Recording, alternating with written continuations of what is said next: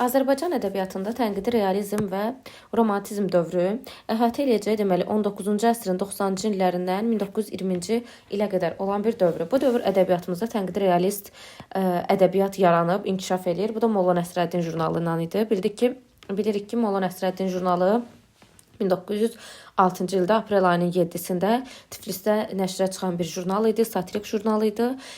Bu haqda ətraflı danışacağıq. Yəni ədəbiyyatımızda tənqidi realist ədəbiyyatın yaranmasının bir növdə bununla bağlıdır. Tragikomediya janrının ilk nümunəsi yaranır Cəlil Məmmədquluzadənin Ölülər əsəri ilə bir yerdə. Ədəbiyyatımızın tarixində deməli satirik şeir özünün ən yüksək zirvəsinə 20-ci əsrin əvvəllərində tənqidi realizm dövründə çatır. Bu demək deyil ki, satira burada yarandı, sadəcə burada daha çox inkişaf elədi. Realist tənqidi satirik ədəbiyyat yaranır. Bu da təbii ki, Molla Nəsrəddin jurnalının adı ilə bağlı idi. Çünki Molla Nəsrəddin jurnalı həm realist tənqidi idi, həm də orada satirik əsərlər çap olunduğu üçün insanlar bu formada belə deyək də maarifləndirilirdi. Satirik publisistika yenə Molla Nəsrəddindən bağlıdır. Satirik publisistika bu dövrdə meydana gəlir. Romantizm ədəbi cərəyan kimi 20-ci əsrin əvvəllərində meydana çıxır. Baxın, romantik yazılar yox, sadəcə bir ədəbi cərəyan kimi. Çünki romantikləri biz, yəni romantik ədəbiyyatı lap qədim dövrdən bəri görürük. Sadəcə bir ədəbi cərəyan kimi 20-ci əsrin əvvəllərində meydana çıxır deyirik. Ədəbi məktəb yaradan Molla Nəsrəddin Füyuzat jurnalları yaranır. Baxmayaraq ki, Füyuzatın ömrü daha az idi.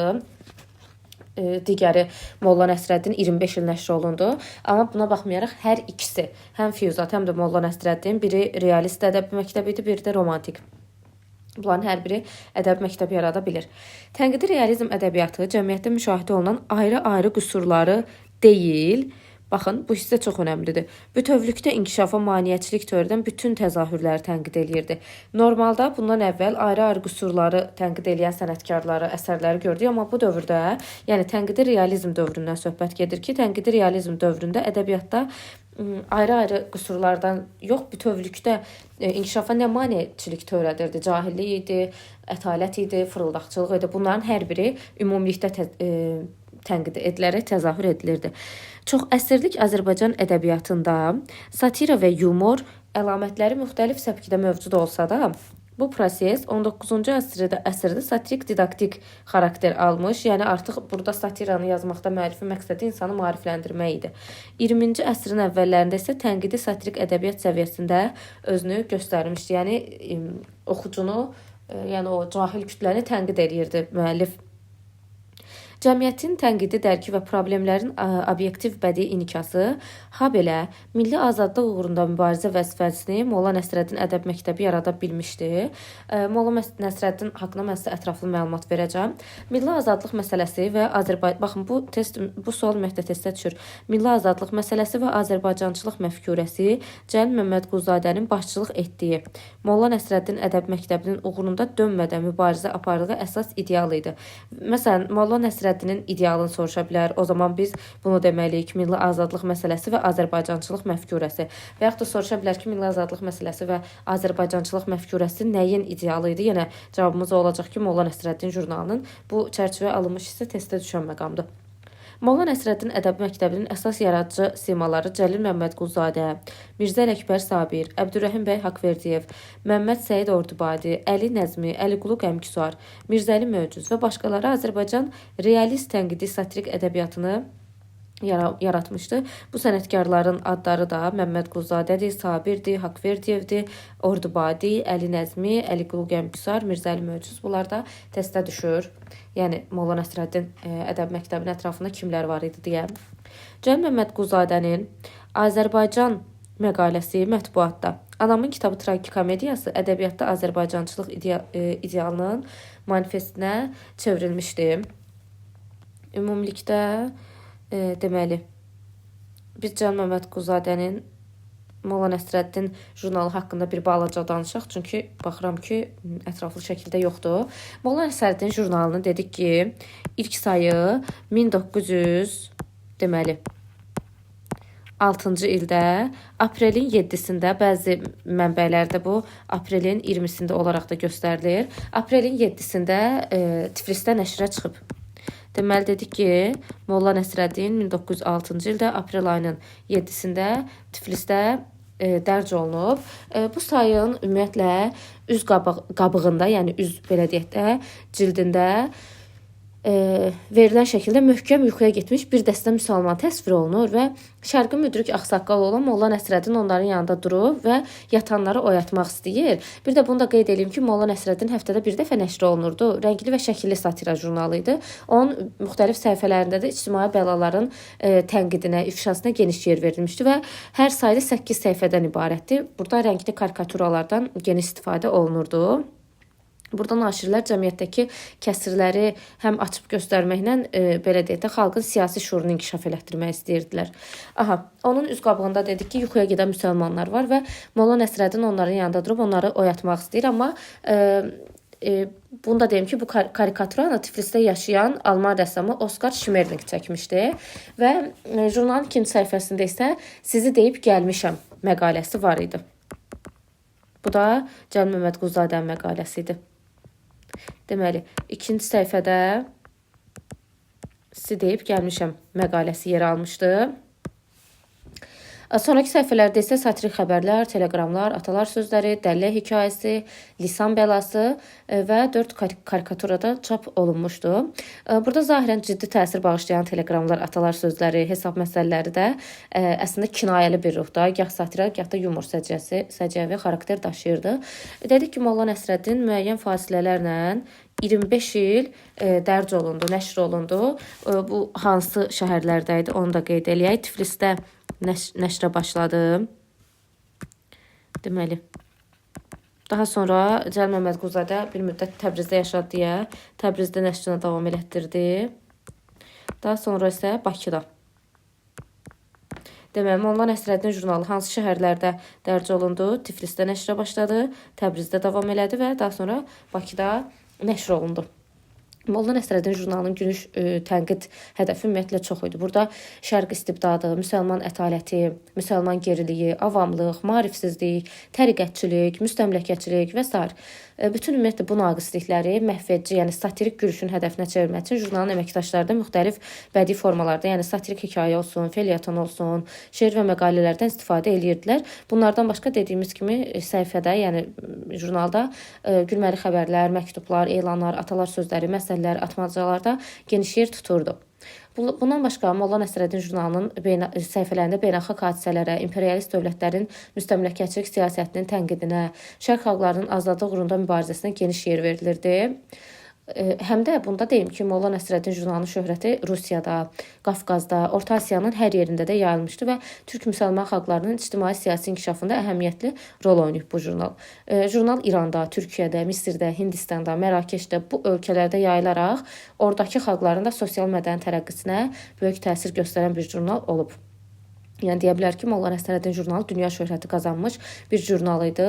Təbii ki, jurnalın da dedik ki, baş redaktoru həm də müdiri Cəlil Məmmədquluzadə idi. Bunu Cəlil Məmmədquluzadənin yaradıcılığında da ətraflı şəkildə demişik. Cəlil Məmmədquluzadə deməli jurnalın həm müdiri, həm də baş redaktoru vəzifəsində çalışıb. O Ömər Faiq Neymanzadə ilə bir yerdə işləyirdi, onun məsləkdaşı idi. Jurnalın ilk saylarında onlar bir yerdə hazırlamışdılar.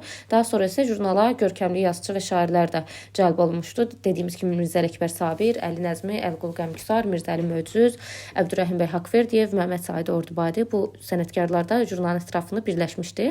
Ümumiyyətlə bu sənətkarların fəaliyyəti nəticəsində Azərbaycan ədəbiyyatında Molla Nəsrəddinçilər adlanan bir ədəb məktəbi formalaşmışdı. Ona görə də deyirik ki, Molla Nəsrəddin jurnalı Azərbaycanda ədəbi məktəb yaratmış ilk mətbu orqan olub.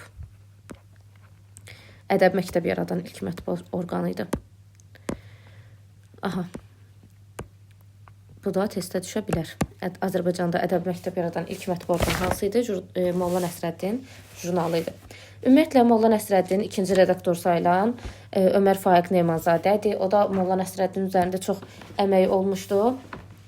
O da əvvəllər Şərqi Rus qəzetinin redaksiyasında işləmişdi. Elə orada Cəlil Məmmədquluzadə ilə tanış olmuşdu. Daha sonra isə onlar bir yerdə artıq bu jurnalı dərc eləməyə başladılar. Bu Molla Nəsrəddin jurnalı haqqında olan məlumatımız idi. Azərbaycan ədəbiyyat tarixində ilk dəfə olaraq kiçik adamın böyük ədəbiyyatın əsas qəhrəmanı olmuşdu. Təbii ki, söhbət Cəlal Məmmədquluzadədən gedir. Bunu onun yaradıcılığında ətraflı şəkildə qeyd eləmişəm. Cəlal Məmmədquluzadənin satirik, Haqverdiyevin yumoristik hekayələri, ümumiyyətlə Haqverdiyevin də çox maraqlı hekayələri var ədəbiyyatımızda. ilə kiçik hekayə böyük ədəbiyyatın janrları sırasında ön mövqeyə çıxmışdı. Məmmədquluzadənin Ölülər, Anamın kitabı, Dəli Yığıncağı tragikomediyaları ilə ədəbiyyatımızda bu janrın ilk və mükəmməl nümunələri yaranmışdı. Haqverdiyevin bu dövrdə yazılmış Ağa Məhəmməd Şah Qacar əsəri tarixi faciə janrında olan əsərlərdəndir. Bunun janrı sizə düşə bilər yaradıcılıq hissəsində. Ağa Məhəmməd Şah Qacar kimindir? Haqverdiyevindir. Janrı tarixi faciədir. Satirik şeir özünün ən yüksək zirvəsini 20-ci əsrin əvvəllərində tənqidi realizm dövründə çatıb. Mirzə Ələkbər Sabir tənqidi realizm ədəbi cərəyanı hüdudlarında satirik şeir məktəbi yaradıb. Molla Nəsrəddin ədəb məktəbinin böyük simaları, burada qeyd olunub, mən bunu artıq qeyd elədim, bu sənətkarlarımız idi. Felyeton janrı publisistikaya Molla Nəsrəddin jurnal vasitəsilə daxil olub.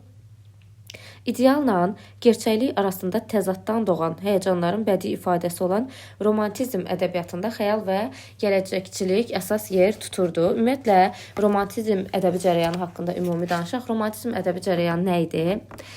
Bilirik ki, ədəbiyyatda həm realist sənətkarlar var idi, həm də romantik sənətkarlar var idi. Ümumiyyətlə, romantiklər 20-ci əsrin əvvəlləri 1905-17-ci illəri əhatə eləyir. Burada onların yaradıcılıq metodu nə idi? Həyatı tipik surətlərdə təsvir edən realist sənətkarlardan fərqli olaraq bu romantiklər həyatı öz arzu, öz istəklərinə uyğun şəkildə canlandırırdılar. Yəni onlar hər gün gördükləri real cəmiyyəti və insanları yox, arzuladıkları ideal cəmiyyəti və insanları təsvir edirdilər. Romantiklərin dil və üslubunda müəyyən bir təntənə, bir təmtəraq hissi olunurdu. Onlar daha çox alınma sözlərində işlənməyinə meyilli idilər. Romantiklərdən kimlər deyə bilərik? Məhəmməd Hadi, Hüseyn Cavid, Əlibəy Hüseynzadə, Abbas Səhhət, Abdullah Şaiq, daha sonra Səid Səlmasi, Abdullah Sur, Əbdülxaliq Cənnəti, Yusif Ziya Talıbzadə, başqaları romantik sənətkarlara misal göstərilə bilər. Bunlardan da başqa, hətta deyə bilərik ki, məsələn, Əlabbas Müznib, Səməd Mənsur, Cəfər Cabbarlı da romantik üslubda yazan sənətkarlardan olub. Bunların yaradıcılığında azadlıq, vətənpərvərlik, millətçevərlik ideyaları yüksək səviyyədə təbliğ olunurdu. Onlar xalqı, ölkəni əsarətdən qurtarmaq, müstəqil yaşamaq barədə həmişə ətraflı şəkildə yazıblar. Hətta onların ən qüdrətli nümayəndəsi də Məhəmməd Hadi idi. Deməli, dedik ki, romantiklər necə yazırdılar? Qeyd elədik ki, romantiklər idealla gerçəklik arasında təzaddan doğan həyəcanların bədii ifadəsini yazırdılar. Nə deməkdir bu? Onların idealı öz xəyallarındakı kimi idi. Onlar belə deyək də, əsərlərini öz arzu və istəklərinə uyğun şəkildə yazırdılar. Amma gerçəklik tamam başqa idi. Ona görə idealla gerçəklik arasında bir təzad yaranırdı və bu onların əsərini daha maraqlı eləyirdi. Ona görə də romantizm ədəbi cərəyanında xəyal və gələcəkçilik əsas yer tuturdu. Məhkum Şərqin, o cümlədən Azərbaycanın zamana görə nisbətən geridə qalması, Azərbaycan romantizmini düşündürən məsələlərdən idi. Onlar reallıqda olmasa da xəyalda, qaibani şəkildə vətənlərinin xoşbəxt gələcəyini arzu etmişlər. Dediyimiz kimi, onlar real həyatı yox, xəyallarını yazırdılar. Yəni, həyatı necə görmək istəyirlər, onu yazırdılar.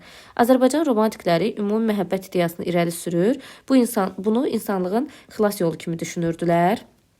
Əlibəy Hüseynzadənin redaktorluğu 1906-7-ci illərdə Bakıda nəşr olunan Füyuzat jurnalı Azərbaycan romantizminin əsas ədəbi cəbhəxanasını təşkil eləyirdi. Dediyimiz kimi, o çox qısa fəaliyyət göstərib bu jurnal. Qısa müddət fəaliyyət göstərməsinə baxmayaraq, bu jurnal ədəbi məktəb yarada bilib.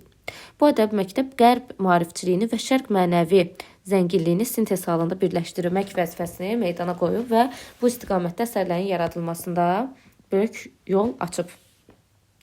Ümumiyyətlə, bu jurnalda turançılıq ideyaları, ortaq ünsiyyət dili və vahid ümumtürk əlifbası yaratmaq füyuzatçıların əsas idealları idi. Baxın, bu testdə düşən məqamdır. Onların əsas islahatları nə idi? Turançılıq ideyaları, ortaq ünsiyyət dili və vahid ümumtürk əlifbası yaratmaq onların əsas islahatı idi. Testdə düşür, qeyd dəftərinizə qeyd edin.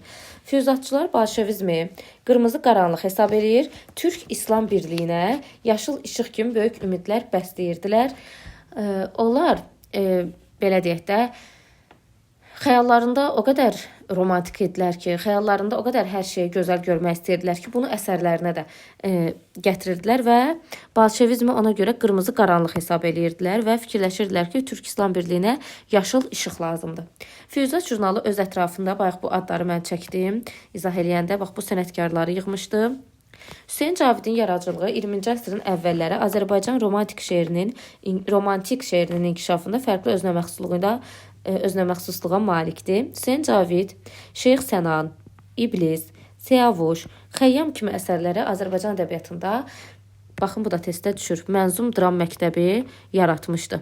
Mənzum dram məktəbini yaradan deməli kim idi? Hüseyn Cavid idi. Romantik publisistik şeirin böyük yaradıcısı olan Məhəmməd Hadinin Əlvah-ı İntibah poeması da ədəbi hadisə idi. Romantik publisistik şeirin yaradıcısı kim oldu? Məhəmməd Hadi. Mənzum dram məktəbinin, baxın, mənzum dramı yaradıb demirik ya, mənzum dram məktəbi yaradan kim idi? Hüseyn Cavid. Romantik publisistik şeiri yaradan kim idi? Hadi. Abbas Səhət və Abdullah Şaiq Azərbaycan romantizminə yeni ideyalar və fərqli poetik formaları gətirmişdi və onlar uşaq şeirinin qızıl fondunu yazıblar. Tənqidi realizm, romantizm epoxası Azərbaycan Demokratik Respublikası dövründə də inkişaf eləmişdi. Yəni AXC-dən söhbət gedir. Bu dövrdə Cənubi Azərbaycanda da ədəbiyyat, tənqidi realizm, maarifçi realizm və romantik istiqamətlərdə inkişaf eləmişdi. 20-ci əsrin əvvəllərində geniş araşdırmalarla tanınan görkəmli tədqiqatçı Firidun bəy Köçərlinin Azərbaycan ədəbiyyat tarixi materialları əsəri ilk sistemli ədəbiyyat tarixi kimi